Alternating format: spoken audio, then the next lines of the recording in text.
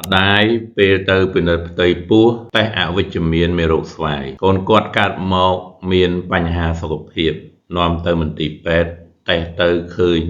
មានមេរោគស្វាយតើកូនបានឆ្លងមេរោគនេះមកពីណាមូលហេតុអ្វីខ្ញុំបាទវិជ្ជបណ្ឌិតប្រាត់នរមសូមជម្រាបសួរបងប្អូនទាំងអស់គ្នាថ្ងៃនេះខ្ញុំសូមលើកយកជំងឺស្វាយដែលឆ្លងពីកំណើតយកមកបង្ហាញជូនខ្ញុំនឹងបង្ហាញជូនទាក់ទងនឹងសេចក្តីផ្ដើមហើយអត្រានៃជំងឺស្វាយឆ្លងពីកំណើតហ្នឹងវាបានកើនឡើងឬក៏វាថយចុះការចម្លងរោគពីម្ដាយទៅកូនហ្នឹងវាឆ្លងរបៀបណាខ្លះហើយទារកពេលកើតមកមានឆ្លងស្វាយហ្នឹងតើវាស្ដែងចេញរោគសញ្ញាអ្វីដែរការធ្វើរោគវិនិច្ឆ័យទារកការព្យាបាលទារកការបង្ការកុំឲ្យឆ្លងមេរោគស្វាយពីកំណើតជំងឺស្វាយឆ្លងពីកំណើតដែលភាសាអង់គ្លេសហៅថា congenital syphilis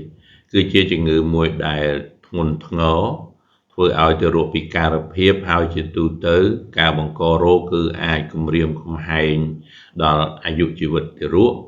ហើយកើតឡើងនៅពេលដែលម្ដាយមានជំងឺស្វាយអត់បានព្យាបាលឬក៏ព្យាបាលមិនត្រឹមត្រូវបានចម្លងមេរោគស្វាយដែលមានឈ្មោះថា Treponema pallidum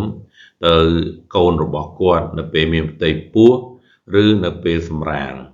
ហើយជំងឺស្វាយឆ្លងពីកំណើតនៅពេលបច្ចុប្បន្ននេះគឺមានការកើនឡើងនៅប្រទេសជាច្រើននៅលើពិភពលោកដោយសារកង្វះខាតនៃការតាមដានពិនិត្យផ្ទៃពោះហើយនិងការ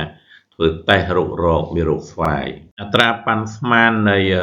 រោគស្វាយពីកំណើតនៅប្រទេសកម្ពុជាយើងគឺមានការកើនឡើងខ្លាំងផងដែរបើយើងមើលលេខកាលពីឆ្នាំ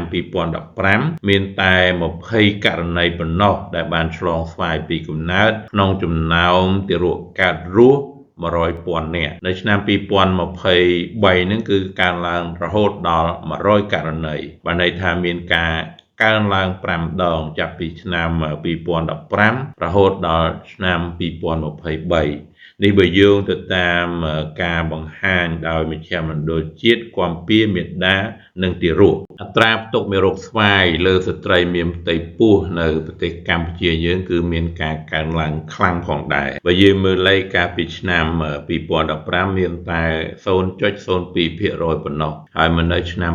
2023គឺមានការកើនឡើងរហូតដល់0.89% គឺមានការកើនឡើងរហូតដល់44ដងប្រៀបធៀបទៅឆ្នាំ2015ការធ្វើតេស្តឈាមរោគមេរោគស្វាយចំពោះស្ត្រីមានផ្ទៃពោះហ្នឹងគឺនៅឆ្នាំ2015ហ្នឹងគឺខ្ទង់20,000 នាក់ហើយនៅឆ្នាំ2023ហ្នឹងគឺខ្ទង់30,000 នាក់នៅពេលដែលគាត់មកពិនិត្យផ្ទៃពោះលើកដំបូងជំងឺស្វាយដែលឆ្លងពីកំណើតនៅអាមេរិកគឺមានការកើនឡើងខ្លាំងដែរគឺនៅឆ្នាំ2022មាន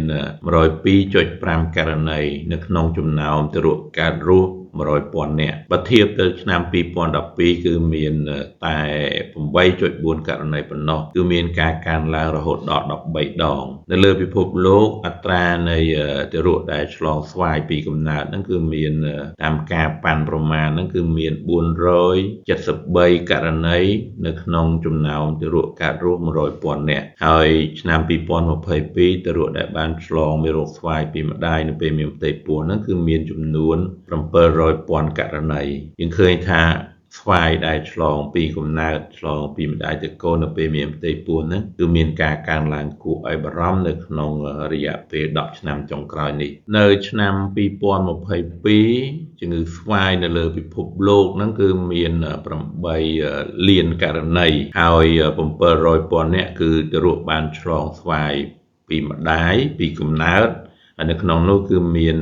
70,000 នាក់គឺទារកបានស្លាប់ដោយសារមេរោគស្វាយneonatal death ហើយ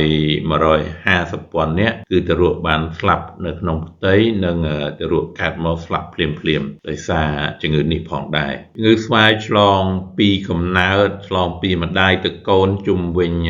កំណើតហ្នឹងគឺអាចការពារបានស្ទើរតែ 100% គឺត្រូវធ្វើតេស្តមុនមានផ្ទៃពោះធ្វើតេស្តទៀតកំពុងមានផ្ទៃពោះបើសិនជាមានមេរោគស្វាយត្រូវព្យាបាលឲ្យបានត្រឹមត្រូវ គឺអាចបង្ការកុំឲ្យឆ្លងមេរោគនេះពីម្ដាយទៅកូនគឺបានស្ទើរតែ 100% គឺជំងឺនេះគឺវាធ្ងន់ធ្ងរវាធ្វើឲ្យមានបញ្ហាសុខភាពធ្ងន់ធ្ងរដល់ទារកនិងម្ដាយប៉ុន្តែវាអាចការពារបានស្វាយឆ្លងពីកំណើតហ្នឹងវាឆ្លងដោយម្ដេចគឺវាឆ្លងនៅពេលមានផ្ទៃពោះគឺមេរោគនេះឆ្លងតាមរយៈទងសុកពីម្ដាយទៅទារកហើយវាអាចកើតឡើងនៅគ្រប់ពេលទាំងអស់នៃផ្ទៃពោះហ្នឹងមិនថាត្រីមាសទី1ឬត្រីមាសទី2ឬក៏ត្រីមាសទី3នោះទេហើយអាចឆ្លងពីម្ដាយទៅកូនហ្នឹងនៅពេលសម្រាលផងដែរបើសិនជាម្ដាយហ្នឹងមានដំបៅនៃជំងឺស្វាយហ្នឹងនៅលើប្រដាប់ភេទរបស់គាត់ត្រាឆ្លងមេរោគស្វាយនៅពេលមានផ្ទៃពោះហ្នឹងគឺមានអត្រាខ្ពស់មែនទែនគឺរហូតដល់ 80% ហើយបើទារកដែលបានឆ្លងមេរោគស្វាយនៅពេលមានផ្ទៃពោះហ្នឹងគឺទារកអាចស្លាប់នៅក្នុងផ្ទៃរលូតឬក៏ទារកអាចកើតមកបានឆ្លងមេរោគនេះពីម្ដាយហើយមានបញ្ហាសុខភាពធ្ងន់ធ្ងរមែនទែនអាចពិការភាពអស់មួយជីវិតពេលមានផ្ទៃពោះហើយបានចម្លងមេរោគស្វាយទៅទារកគឺមានការរលូតទារកស្លាប់ក្នុងផ្ទៃកើតមិនគ្រប់ខែទារកមិនគ្រប់គីឡូឬក៏ទារកកើតមកស្លាប់ភ្លាមទារកកើតរស់បានឆ្លងមេរោគស្វាយពីម្ដាយខ្លះគ្មានរោគសញ្ញាខ្លះទៀតមានរោគសញ្ញានិងផលវិបាកធ្ងន់ខ្លាំងមែនទែនរោគសញ្ញាអាចកើតឡើងភ្លាមនៅពេលកើតឬក៏អាចកើតរយៈពេលក្រោយមកទៀតហើយរោគសញ្ញាអាចចែកជាពីរគឺ early ហើយនិង late syphilis រោគសញ្ញា early congenital syphilis ជំងឺស្វាយឆ្លងពីកំណើតដំណាក់កាលដំបូងគឺកើតឡើងនៅ2ឆ្នាំដំបូងនៃជីវិតរបស់ទារកហើយជាទូទៅកើតឡើងនៅក្នុងកំឡុង3ខែដែលចេញជារោគសញ្ញាកន្ទួលក្រហមនៅលើស្បែកជាពិសេសស្បែកបាតដៃបាតជើងហើយមានពងទឹកពងបែកនៅលើស្បែកផងដែរហើយទារកមានការហៀសម្បោររ៉ាំរ៉ៃអាចជាសម្បោររាវឬក៏សម្បោរខាប់ហើយមានខ្ទុះលាយឈាមនេះជា classic sign នៃ early congenital syphilisទារកដែលបានឆ្លងស្វាយពីកំណើតនៅដំណាក់កាលដំបូងហ្នឹងមានថ្លើមនិងអណ្ដើករីកធំឡើងកូនកណ្ដុរ poor weight gain and grow មានការលូតលាស់ឡើងទម្ងន់យឺតមានបញ្ហាកោសិកាគ្រាប់ឈាមមានជំងឺស្លេកស្លាំងធ្ងន់ធ្ងរមានកោសិកាគ្រាប់ឈាមផ្លាកែតនិងទាបមែនទែនមានបញ្ហាប៉ះពាល់ដល់ឆ្អឹងធ្វើឲ្យមានការរលាកហើយមានការឈឺចាប់ដល់ឆ្អឹងនិងឆ្អឹងខ្ចីព្រមទាំងសន្លាក់ផងដែរដែលធ្វើឲ្យទារកហ្នឹងគឺគាត់អត់ហ៊ានកម្រើកដៃកម្រើកជើងនោះទេហើយអាចទារកកើតមកមិនគ្រប់ខែហើយនឹងមានទម្ងន់ខ្លួនទាបរោគសញ្ញានៃជំងឺស្វាយឆ្លងពីកំណើតដំណាក់កាលយូរ late congenital syphilis គឺកើតឡើង2ឆ្នាំក្រោយសម្រាលហើយជាទូទៅកើតនៅកុមារភាពឬក៏វ័យជំទង់ហើយមានសញ្ញា3ដែលជា classic sign ហ្នឹងគឺ Hutchinson triad ទី1ហ្នឹងគឺធ្មេញរបស់គាត់ហ្នឹងស្រួចដូចរណាអញ្ចឹងហើយធ្មេញគាត់ហ្នឹងឃ្លាតពីគ្នាហើយទី2ហ្នឹងគឺមានការរលាកភ្នែកឡើងល្អក់គ្រាប់ភ្នែកមានការឈឺចាប់ហើយពិការភ្នែកងងឹតភ្នែកហើយទី3ហ្នឹងគឺប៉ះពាល់ដល់សរសៃប្រសាទទី8ហ្នឹងគឺសរសៃប្រសាទទាក់ទងនឹងការឮគឺអ្នកជំងឺនឹងអាចថ្លង់អស់មួយជីវិតហើយអាចប៉ះពាល់ឆ្អឹងគឺអាចមានសេតដល់ nose ច្រមុះកពិតដោយសារប៉ះពាល់ដល់ឆ្អឹងក្តោងច្រមុះហ្នឹងហើយអាចមាន Saber sign ឆ្អឹងស្មងជើងគាត់ហ្នឹងមានកោងចេញក្រៅហើយនឹងមានការហើមជង្គង់អត់មានការឈឺចាប់ដោយសាររលាកជង្គង់ឬក៏រលាកទឹកសន្លាក់ជង្គង់ហើយរោគសញ្ញាប៉ះពាល់ដល់ប្រព័ន្ធប្រសាទផ្សេងធ្វើឲ្យអ្នកជំងឺនឹងមានការពិការភាពមានការរីកធំខួរក្បាលប្រកាច់ហើយនឹងប៉ះពាល់ដល់សរសៃប្រសាទជាច្រើនទៀតមានបញ្ហាស្បែកជាពិសេសស្បែកនៅម្ដុំមាត់ច្រមុះនិងរុនគូតហ្នឹងគឺឡើងស្នាមប្រេះហើយមានស្កាមានសម្លាកដោយសារបន្សល់ទុកពីមានបញ្ហាស្បែកកាលពីគាត់នៅដំណាក់កាលearly syphilis ហ្នឹងគឺមានបញ្ហាស្បែកផងដែរដូច្នេះវាបន្សល់ទុកមកដល់ late congenital syphilis ថែមទៀតម្ដាយពេលមានផ្ទៃពោះ តេស្តអវិជ្ជមានកូនគាត់កើតមកមានបញ្ហាសុខភាពនាំទៅពេទ្យតេស្តទៅឃើញមានមេរោគស្វាយកូនឆ្លងស្វាយពីណានេះជាសំណួរដែលពីដំបូងមកហើយរឿងស្វាយជាមេរោគឆ្លងស្វាយឆ្លងគ្រប់ពេលហើយម្ដាយជាទូទៅគឺឆ្លងស្វាយពីឪពុកចម្លងមេរោគស្វាយទៅម្ដាយចម្លងមេរោគស្វាយទៅកូនបន្តទៀតមានកូនគឺមានបន្ទុកហើយបើកូនបានឆ្លងមេរោគស្វាយពីម្ដាយគឺបន្ទុករត់តែធ្ងន់ធ្ងរដូច្នេះហើយមុនមានផ្ទៃពោះគួរតេស្តរកមេរោគស្វាយហើយកំពុងមានផ្ទៃពោះគឺតេស្តទៀតគឺតេស្តរៀងរាល់ត្រីមាសពីព្រោះអីគឺអាចឆ្លងមេរោគស្វាយបានគ្រប់ពេលដូច្នេះហើយបើសិនជាត្រីមាសទី1តេស្តទៅអវិជ្ជមានអញ្ចឹងម្ដាយអាចឆ្លងមេរោគស្វាយនៅត្រីមាសទី2ឬក៏ត្រីមាសទី3ហើយចម្លងមេរោគនេះបន្តទៅកូនរបស់គាត់ហើយកុំភ្លេចតេស្តឪពុកផងហើយគណៈតេស្តឪពុកមានវិជ្ជមានហើយគួរតែប្រយ័ត្នមែនទែនម្ដាយក៏ត្រូវព្យាបាលដែរតេស្ត negative ក៏ដោយហើយការតេស្តអាចមាន false negative ដែរពីព្រោះពេលខ្លះយើងតេស្តស្វាយនៅក្នុងដំណាក់ window period រយៈពេល window period ដែលជារយៈពេលមួយដែលយើងមិនទាន់អាចតេស្តស្វាយឃើញហើយ window period នៃជំងឺស្វាយហ្នឹងអាចពី4សប្តាហ៍ទៅដល់3ខែនោះជួនកាលគាត់ឆ្លងស្វាយនៅត្រីមាសទី1តេស្តត្រីមាសទី2ចុងត្រីមាសទី2បានតេស្តដឹងដូច្នេះហើយគួរតែតេស្តស្វាយឲ្យបានច្រើនដងនៅពេលមានផ្ទៃពោះដើម្បីបង្ការកុំឲ្យឆ្លងមេរោគស្វាយពីម្ដាយទៅកូនហើយករណីដែលខ្ញុំជួបហ្នឹងពេលដែលគាត់យកកូនទៅទីពេទ្យគាត់តេស្តឡើងវិញទៅស្វាយបោកទាំងម្ដាយទាំងឪពុកហើយត្រូវពិនិត្យសុខភាពទារកនៅពេលសម្រាលជាពិសេសសាញដែលបានរោគសញ្ញាដែលបានបង្ហាញពីស្លាយមុនហ្នឹងហើយនឹងធ្វើតេស្តមន្ទីរពិសោធន៍ផ្សេងទៀតសម្រាប់ទារកដែលបាន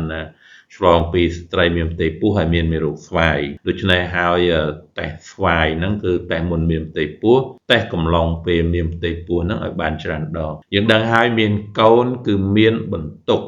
ហើយបើមានកូនបានឆ្លងមេរោគស្វាយគឺបន្ទុកហ្នឹង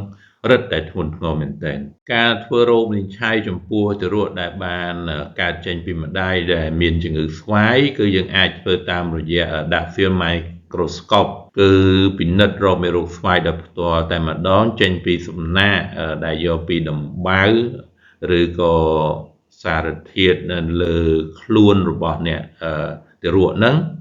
ឬក៏អាចយកចេញពីសម្បោរដែលហូរចេញពីច្រមុះរបស់ទារកអាចពិនិត្យឈាមទារកមើល RPR ឬក៏ VDRL titer ដើម្បីយកលេខហ្នឹងទៅប្រៀបធៀប titer VDRL ឬក៏ RPR របស់ម្ដាយបើឃើញថា titer របស់ទារកហ្នឹងវាកើនឡើងចាប់ពី4ដងឡើងទៅគឺបានន័យថាទារកហ្នឹងគឺបានឆ្លង